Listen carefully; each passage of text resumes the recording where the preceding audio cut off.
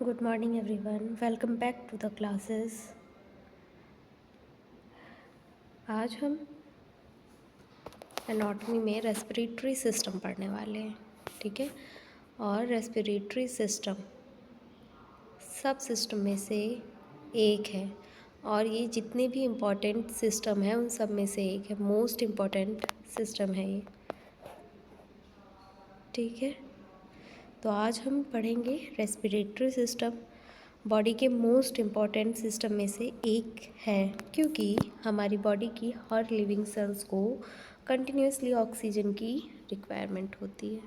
हमारी बॉडी की जितनी भी सेल्स हैं सारी सेल्स को किसकी रिक्वायरमेंट होती है? ऑक्सीजन की रिक्वायरमेंट होती है, वो भी कंटिन्यूसली, ठीक है।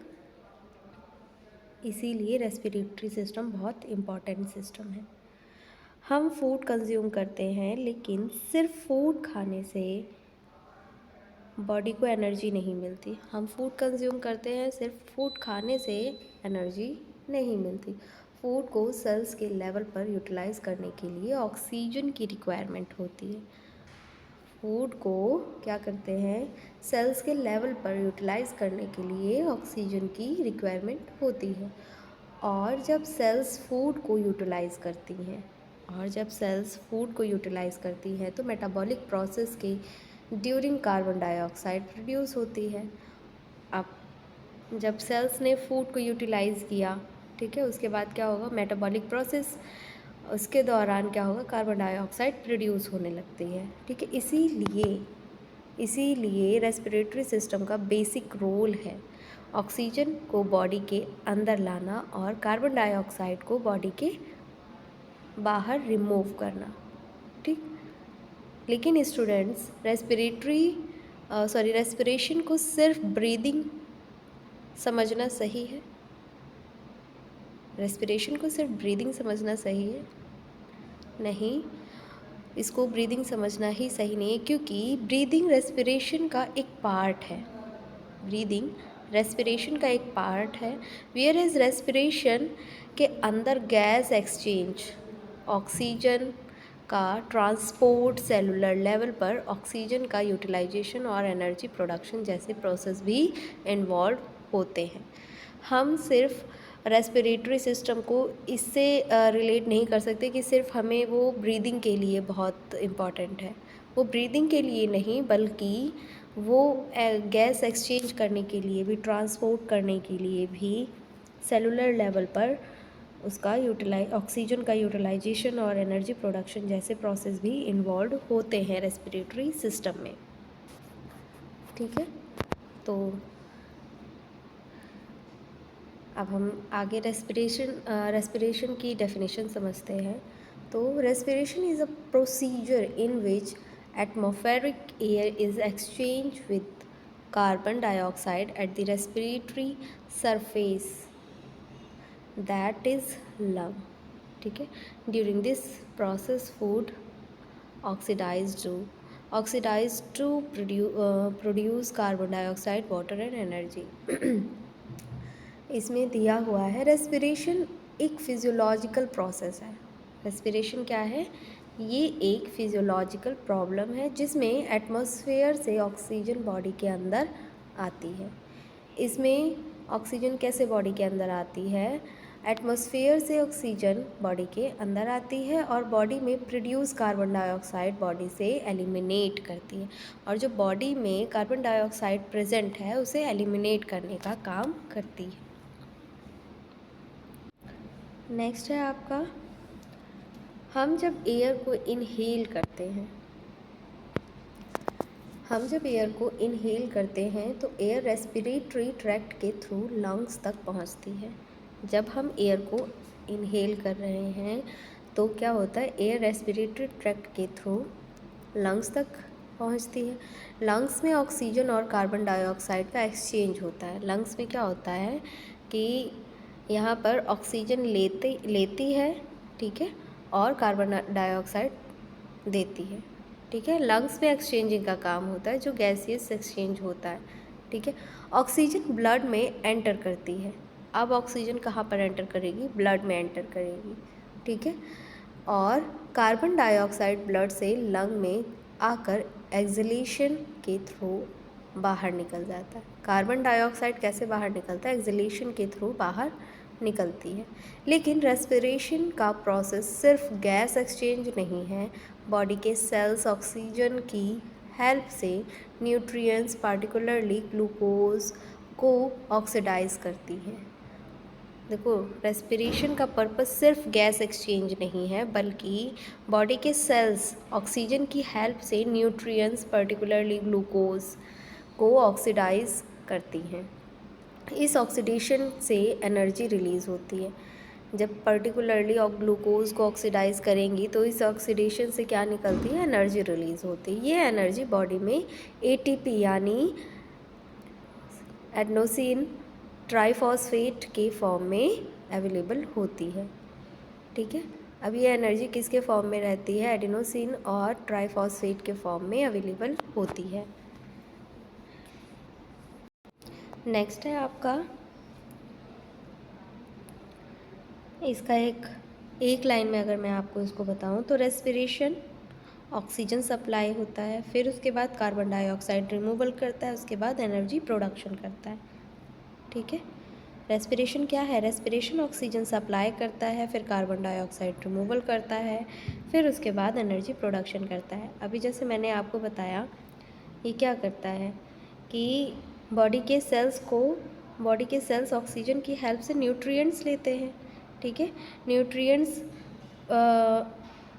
होता है उनमें, और फिर पर्टिकुलरली ग्लूकोज को क्या करते हैं? ये ऑक्सीडाइज करती हैं। ऑक्सीडेशन से क्या होता है कि एनर्जी वहाँ से रिलीज़ होती है, और जो एनर्जी बॉडी में होती है वो किस फॉर्म में होती है? एटीपी फॉर्म में होती है, यानी एडेनोसिन और ट्राइफॉस्फेट फॉर्म में अवेलेबल होती है। ठीक है, नेक्स्ट है आपका,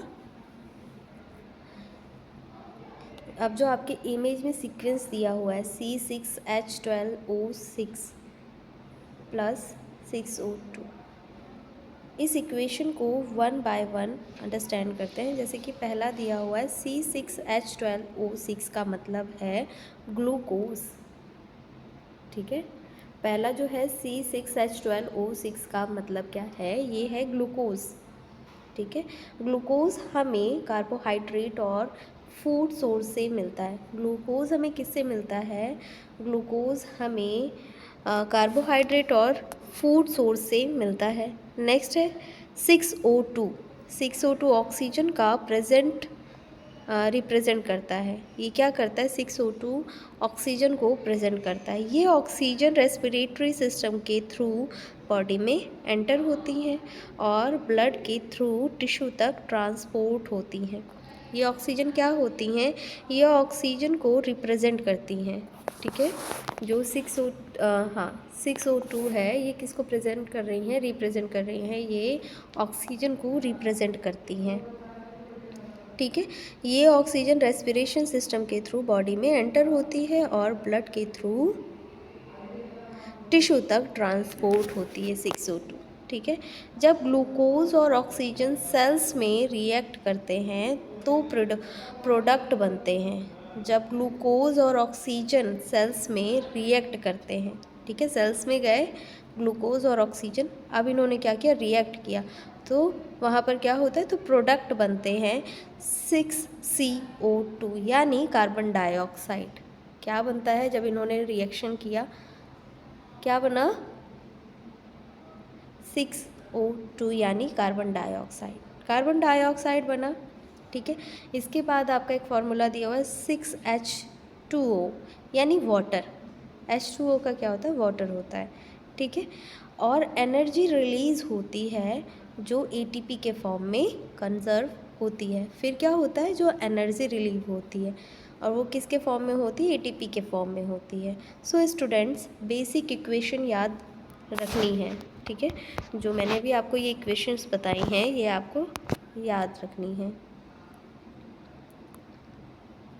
ठीक है, एक बार मैं और आपको ये इक्वेशंस अच्छे से बता देती हूँ। ये इक्वेशंस है, ये वाली।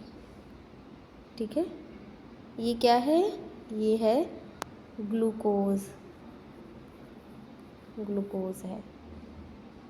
ठीक है, ये है आपकी ग्लूकोज।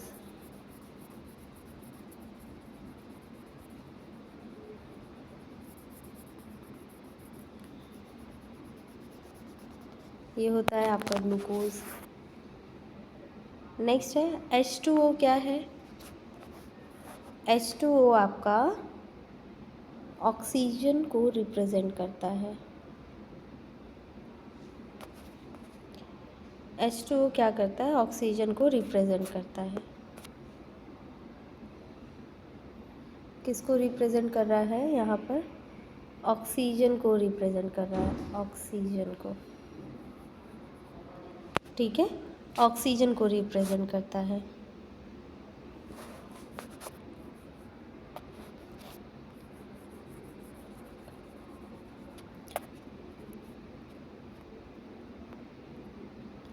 नेक्स्ट है आपका, नेक्स्ट आता है आपका HCO2। ये क्या है? HCO2 ये किसको रिप्रेजेंट कर रहा है?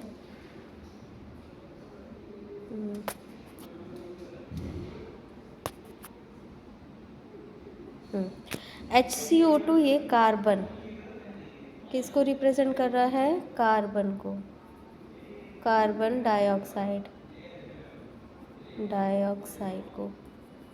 ठीक है, किसको रिप्रेजेंट कर रहा है? कार्बन डाइऑक्साइड को।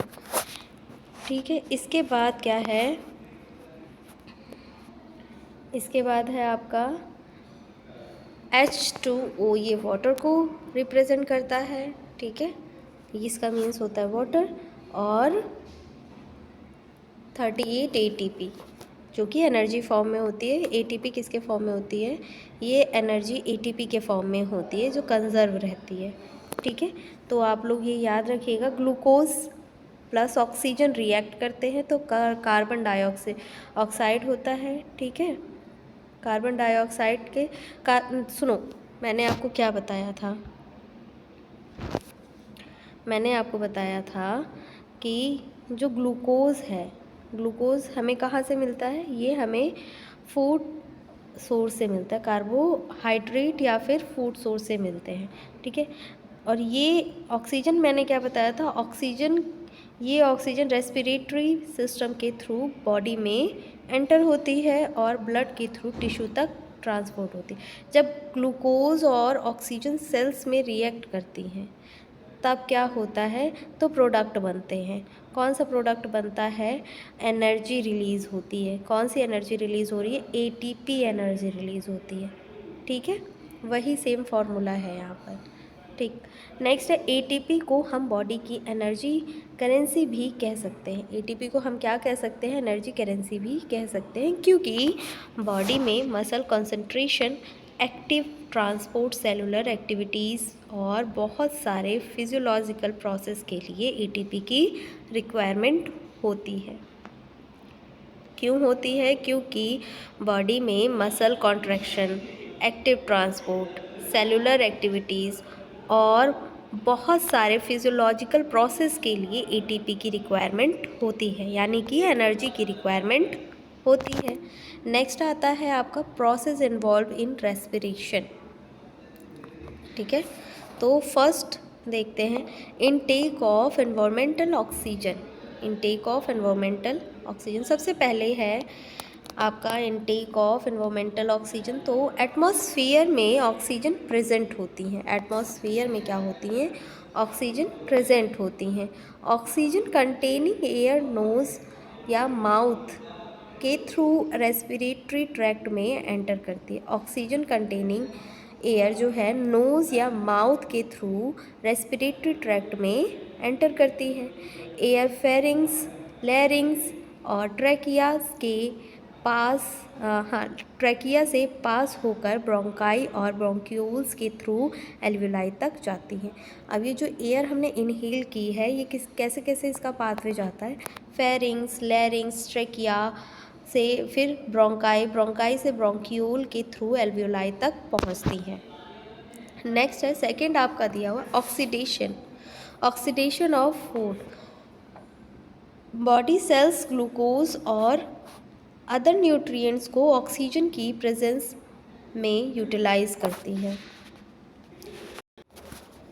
बॉडी क्या करती है? बॉडी सेल्स ग्लूकोज और अदर न्यूट्रिएंट्स को ऑक्सीजन की प्रेजेंस में यूटिलाइज करती है। इस प्रोसेस के रिज़ल्ट में एनर्जी रिलीज़ होती है। इस प्रोसेस के रिज़ल्ट में एनर्जी रिलीज़ होती है। यही एनर्जी एटीपी के फॉर्म में कंजर्व होती है। यही एनर्जी एटीपी के फॉर्म में कंजर्व होती है।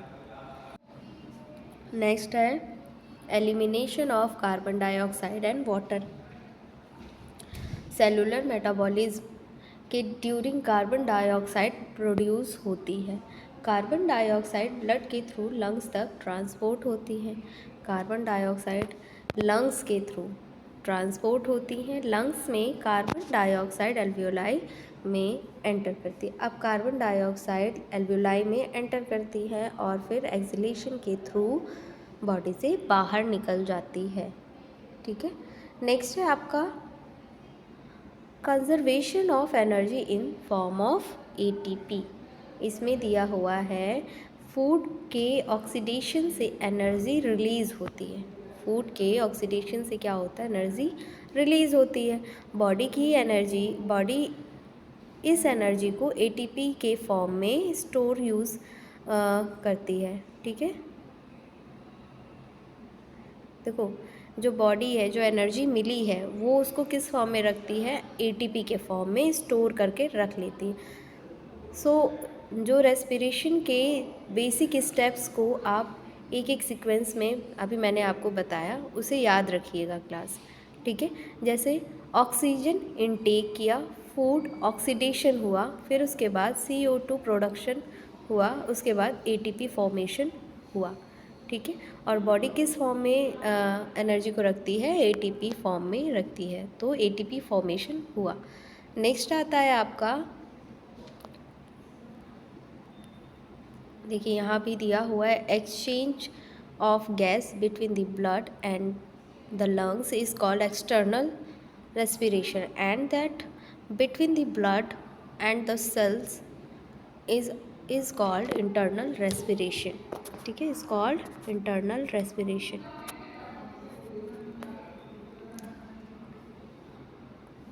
अभी इसमें जो एक्सटर्नल और इंटरनल बताया गया है, ठीक है, इसके बारे में थोड़ा सा बात करते हैं। इंटरनल और एक्सटर्नल रेस्पिरेशन। ठीक है, जैसा कि आप लोग इमेज में देख सकते हैं। ठीक है, आपको बताया जा रहा है कि इंटरनल और एक्सटर्नल रेस्पिरेशन क्या होता है, तो एक एक करके बात करते हैं। Exchange gases between blood and lungs is called external respiration. यानी एक्सटर्नल रेस्पिरेशन लंग्स और ब्लड के बीच होता है। किसके बीच होता है? लंग्स और ब्लड के बीच होता है एक्सटर्नल रेस्पिरेशन। लंग्स के एल्वियोलाई में ऑक्सीजन प्रेजेंट होती है। लंग्स के एल्वियोलाई में ऑक्सीजन प्रेजेंट होती हैं। ऑक्सीजन एल्वियोलाई से ब्लड में डिफ्यूज़ करती हैं। ऑक्सीजन एल्वियोलाई में क्या करती हैं? डिफ्यूज़ करती हैं। At the same time blood में प्रेजेंट कार्बन डाइऑक्साइड एल्वियोलाई में डिफ्यूज़ करती हैं। At the same time blood में प्रेजेंट जो कार्बन डाइऑक्साइड है वो एल्वियोलाई में डिफ्यूज़ करती हैं। फिर कार्बन डाइऑक्साइड एक्सहेलेशन के थ्रू बाहर निकल जाती है। ठीक है। नेक्स्ट है आपका इंटरनल रेस्पिरेशन। इंटरनल रेस्पिरेशन में क्या है कि ब्लड और बॉडी टिश्यू के बीच होता है। इंटरनल रेस्पिरेशन किसके बीच में होता है? ब्लड और टिश्यू के बीच में होता है। ठीक है, बॉडी टिश्यू के बीच में होता है। ब्लड ऑक्सीजन को टिश्यू तक लेकर जाती है। ब्लड ऑक्सीजन को टिश्यू तक लेकर जाती है। ऑक्सीजन ब्लड से टिश्यू सेल्स में डिफ्यूज़ करती है। ऑक्सीजन क्या करती है? ब्लड से टिश्यू सेल्स में डिफ्यूज़ करती है और टिश्यू सेल्स से कार्बन डाइऑक्साइड ब्लड में एंटर करती है। फिर क्या होता है कि जो कार्बन डाइऑक्साइड ब्लड में एंटर करती है, ठीक है, ये आपका हो गया इंटरनल रेस्पिरेशन। ठीक है, ब्लड ने क्या किया? टिश्यू सेल्स में गए। ठीक है, वहाँ पे ऑक्सीजन दिया। ठीक, इसको क्या कहते हैं? Internal respiration. नेक्स्ट है आपका रेस्पिरेटरी ट्रैक्ट। ठीक है, रेस्पिरेटरी ट्रैक्ट देखिए, अपर और लोअर रेस्पिरेटरी ट्रैक्ट दिया हुआ है। पहले हम देखेंगे अपर रेस्पिरेटरी ट्रैक्ट और फिर लोअर। अब हम एयर के पाथवे को फॉलो करते हैं। जैसे एयर सबसे पहले नोस्ट्रिल से एंटर करती है। एयर पहले कहाँ से एंटर करती है? नोस्ट्रिल से एंटर करती है, फिर नेज़ल कैविटी में जाती है। फिर कहाँ जाती है? नेज़ल कैविटी में जाती है। फिर उसके बाद फेरिंग्स, लेरिंग्स और उसके बाद ट्रेकिया। ट्रेकिया डिवाइड होकर राइट और लेफ्ट प्राइमरी ब्रोंकाई बनाता है। ट्रेकिया डिवाइड होकर क्या बनाता है? राइट और लेफ्ट ब्रोंकाई बनाता है, जो आपको ब्लू कलर से दिख रहा होगा। ठीक है, ये आपका ट्रेकिया है और इसने दो क्या बनाए हैं? पाथवे बनाए हैं। ठीक है, ये डिवाइड होकर दो ब्रोंकाई में बन गया है। ठीक है, प्राइमरी ब्रोंकाई बनती है इसमें, राइट और लेफ्ट प्राइमरी ब्रोंकाई बनती है इसमें। ब्रोंकाई फर्दर डिवाइडेड होकर स्मॉलर ब्रांचेस बनाती हैं। ठीक है, फिर ब्रोंकाई भी डिवाइड होकर स्मॉलर ब्रांचेस बनाती हैं, जिन्हें ब्रोंक्यूल्स कहते हैं। जिन्हें क्या कहा जाता है? ब्रोंक्यूल्स कहा जाता है। और फाइनली एयर एल्वियोलाई तक पहुंचती है। फिर फाइनली एयर कहाँ तक पहुंचती है? एल्वियोलाई तक पहुंचती है। तो एयर का पाथवे क्या है? नोस्ट्रिल से नेज़ल कैविटी, नेज़ल कैविटी से फेरिंग्स, फेरिंग से ट्रेकिया, ट्रेकिया से ब्रोंकाई, ब्रोंकाई से ब्रोंक्यूल्स, ब्रोंक्यूल से एल्वियोलाई। ये सिंपल पाथवे है इसका। ठीक है, और ये आपको डेफिनेटली याद रहना चाहिए। ये आपको डेफिनेटली याद रहना चाहिए, क्योंकि पॉइंट अगर आपके ये एग्ज़ाम में पूछा गया, ठीक है, अगर आपके एग्ज़ाम में पूछा गया तो आपको ये आना चाहिए। एयर पहले कहाँ से एंटर करती है? नोस्ट्रिल से, नोस्ट्रिल से फिर नेज़ल कैविटी, नेज़ल कैविटी से फेरिंग्स, फिर लैरिंग्स, फिर ट्रेकिया, फिर ब्रोंकाई। ठीक है, फिर ब्रोंकाई से ब्रोंक्यूल्स, ब्रोंक्यूल से एल्वियोलाई तक जाती है और एल्वियोलाई में ही गैसियस एक्सचेंज होता है। ठीक है, ये आपको याद रखना बहुत इम्पोर्टेंट है। ठीक है, नेक्स्ट आते हैं nasal cavity, nostrils and paranasal sinus. ठीक है, नोस्ट्रिल्स क्या होता है? नोस्ट्रिल्स, तो सबसे पहले हम बात करते हैं नोस्ट्रिल्स की। नोस्ट्रिल्स नोज़ के एक्सटर्नल ओपनिंग होते हैं, जो हमें विजिबल हैं। ये क्या है? एक्सटर्नल ओपनिंग्स होते हैं। इन्हीं ओपनिंग के थ्रू रेस्पिरेटरी ट्रैक्ट में एंटर करती है। ठीक है, इन्हीं ओपनिंग के थ्रू जो एयर है रेस्पिरेटरी ट्रैक्ट में एंटर करती है। ठीक है, नेक्स्ट आते हैं नेज़ल कैविटी के बारे में। तो नेज़ल कैविटी क्या है? नेज़ल कैविटी के बाद नोस्ट्रिल्स के बाद नेज़ल कैविटी में एंटर करती है एयर। जब नोस्ट्रिल्स के थ्रू अंदर गई तो इसके बाद नेज़ल कैविटी तक पहुंचेगी। ठीक है, नेज़ल कैविटी में एंटर करती है एयर। नेज़ल कैविटी का इम्पॉर्टेंट फंक्शन है इनकमिंग एयर को कंडीशन करना। क्या करना? कंडीशन करना। जैसे एयर को फिल्टर करना, वार्म करना, ह्यूमिडिफाई करना। ठीक है, इनमें ये हेल्प करती है। नेज़ल कैविटी की लाइनिंग में म्यूकस और हेयर पार्टिकल्स को ट्रैप करने में हेल्प करते हैं। देखो, अब जो नेज़ल कैविटी है इसमें क्या होता है? यहाँ पे हेयर प्रेजेंट रहते हैं। ठीक है, और म्यूकस प्रेजेंट रहता है। जो बाहर से पार्टिकल्स आ रहे हैं, जैसे अभी वो जो हमने अभी इनहेल किया, ठीक है, हमने इनहेल किया और हमें नहीं पता कि उसमें क्या क्या छोटे छोटे सब्सटेंस हैं, क्या है। ठीक है, जो पार्टिकल्स हैं वो नहीं पता, वो पार्टिकल्स को वो ट्रैप कर लेता है। जो म्यूकस है, जो हेयर्स हैं, वो क्या करते हैं? पार्टिकल्स को ट्रैप कर लेते हैं, आगे नहीं जाने देते। ठीक है, इसीलिए नोज़ रेस्पिरेटरी सिस्टम का इम्पॉर्टेंट प्रोटेक्टिव पार्ट है। यहीं से होकर ही फिर एयर अंदर तक जाती है।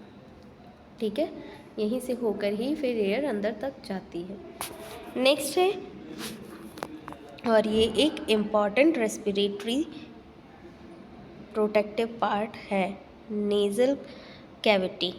नोस्ट्रिल से तो इनहेल करा हमने, अंदर एयर गई। इसके बाद क्या होता है कि जो नेज़ल कैविटी है, यहाँ पर क्या होता है, एयर हार्ड एयर होती है, बाहर की जो एयर होती है वो बहुत हार्ड होती है, उसको वार्म करने का काम करती है ताकि वो हमारी बॉडी में सॉफ्टली जाए। ठीक है, हार्ड एयर को इनहेल किया, उसके बाद क्या हो गया कि वो सॉफ्ट हो गई। सॉफ्ट कैसे हुई? क्योंकि हमारी जो नेज़ल कैविटी है वो वार्म करने का भी काम करती है। ठीक है, ह्यूमिडिफाई करने का काम करती है। और इसमें क्या प्रेजेंट है? हेयर्स प्रेजेंट है, छोटे छोटे हेयर्स प्रेजेंट है, हेयर फॉलिकल्स प्रेजेंट है। और फिर ये क्या करते हैं, जो बाहर से पार्टिकल्स आ रहे होते हैं उन्हें ट्रैप कर लेती है। ठीक, इसीलिए रेस्पिरेटरी सिस्टम का इम्पॉर्टेंट पार्ट क्या है? Protective part. कौन सा है? प्रोटेक्टिव इम्पॉर्टेंट पार्ट है नेज़ल कैविटी। ठीक है, अब आते हैं पैरा नेज़ल साइनसेस पे।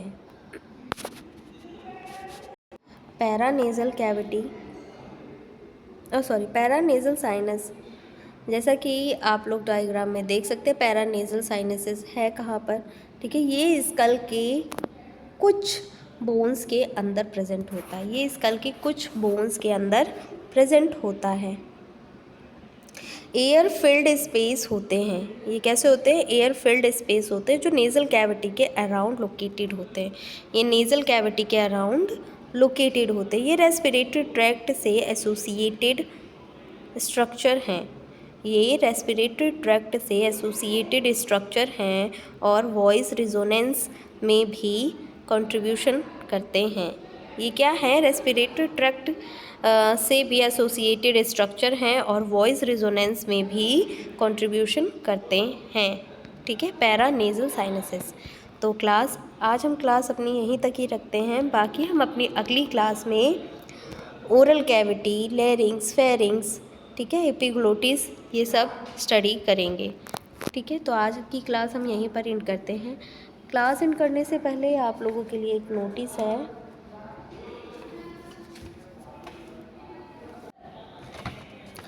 क्लास एंड करने से पहले आप लोगों के लिए एक नोटिस है जो मैं आप लोगों को बताना चाहती हूँ। अगर आपने BAMS, BHMS, BUNYS, BNYS, BUMS किया है तो लीगल वे में प्राइमरी स्टेज पे अगर आप एलोपैथिक प्रैक्टिस करना चाहते हैं तो आपके लिए लीगल गवर्नमेंट कोर्स है जिसका नाम है CCH, और ये 1 साल का कोर्स है।